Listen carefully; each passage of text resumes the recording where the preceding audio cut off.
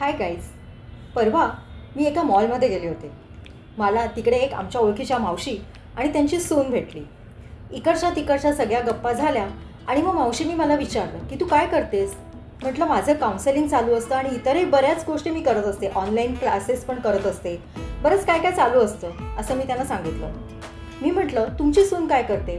त्यांनी सुनेकडे एकदम तुच्छतेचा कटाक्ष टाकला आणि मला म्हणाल्या ती she is a just homemaker. त्यांचा हा शब्द मला एवढा खटकला सांगू ना. Just homemaker, is it so? Homemaker हे बनणं खरंच सोपी गोष्ट आहे का? त्या होम मेकर्सना काही व्हॅल्यूच नाही.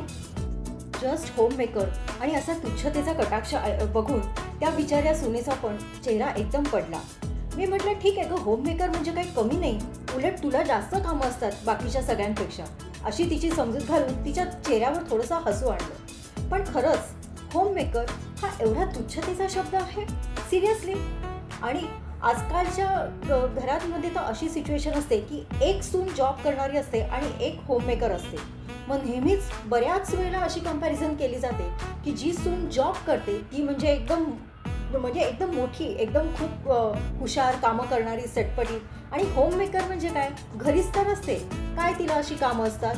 पण हे सगळ्यात चुकीचं आहे. होम मेकर्सना जास्त कामं असतात. घर सांभाळणं, घरातल्या सगळ्यांची काळजी घेणं, घरातल्यांच्या आवडीनिवडी सगळ्या जपणं, मुलांचा अभ्यास घेणं, ही सगळी कामं तर असतातच. शिवाय अनेक बाकीचीही कामं असतात की जी नोकरी करणाऱ्या लोकांना वेळ नसतो आणि त्यांच्यामुळे होम मेकर्सवरती आलेली असतात. उदाहरणार्थ बँकेची कामं करणं, बाहेर जाऊन अजून पण दुसरी काही कामं करणं. पण म्हणून त्यांना काही व्हॅल्यू नाही.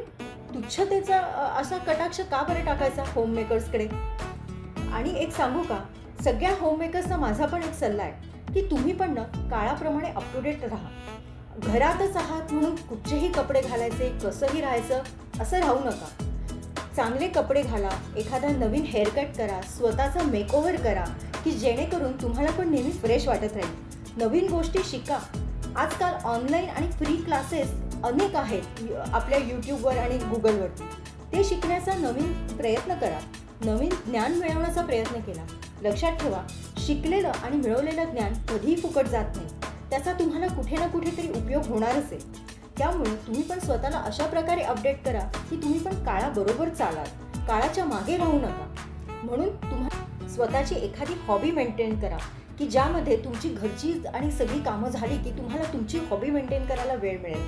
स्वतःचे ग्रुप्स बनवा, पिकनिक्स करा आणि सगळ्या वेगवेगळ्या नवीन नवीन लोकांना भेटत राहा. नवीन पुस्तकं वाचा, ज्यामुळे तुमच्या ज्ञानात अजून भर पडत जाईल आणि आजूबाजूला काय चाललंय याचाही तुम्हाला अंदाज येईल. ग्रुप्स करा, पण गॉसिपिंग करू नका. त्यापेक्षा वेगवेगळ्या विषयांवर गप्पा मारण्याचा प्रयत्न करा, ज्यामुळे तुम्हाला अजून नवीन नवीन माहिती मिळेल. नवीन फॅशन्स बघा, फॅशन ट्रेंडिंग काय चालू आहे बघा. आणि अनेक अशा गोष्टी आहेत की तुम्ही त्या शिकून आत्मसात करून तुमच्यातच तुम्ही बदल घडवून आणू शकता. लक्षात ठेवा, आपल्याला कोणीही उचलून आणून बदल घडवू शकत नाही. हा बदल आपल्यालाच करावा लागतो. त्यामुळे आपणच आपल्याला कसे बदलू शकतो, आपणच कसे पॉझिटिव्हली सगळीकडे रिॲक्ट करू शकतो, हे सगळं तुमच्यावरती डिपेंड आहे. म्हणून सगळ्यात महत्त्वाची गोष्ट म्हणजे होम मेकर्स, तुम्ही स्वतःला तुच्छ लेखू नका.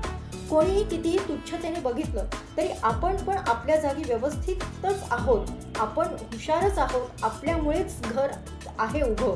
कारण जेव्हा एक कोणतरी घरातली काळजी घेणारं असतं तेव्हाच बाकीचे बाहेर जाऊन कामं करू शकतात, हे नेहमी लक्षात ठेवा. सो आपल्याला तुच्छ लेखायचं नाही, आपण सगळ्यांच्या बरोबरीनेच आहोत, ही भावना तुमच्या मनात कायमची रुजू दे. सो हा व्हिडिओ तुम्हाला कसा वाटला मला नक्की सांगा. आणि तुम्हाला असे काही होम मेकर्सबद्दल तुम्हाला कोणी कधी बोललेलं असेल, काही अनुभव असतील तर नक्की माझ्याबरोबर शेअर करा, कॉमेंट बॉक्समध्ये सांगा. आणि आपण नक्की एकमेकांबरोबर असे अनुभव शेअर करत राहू.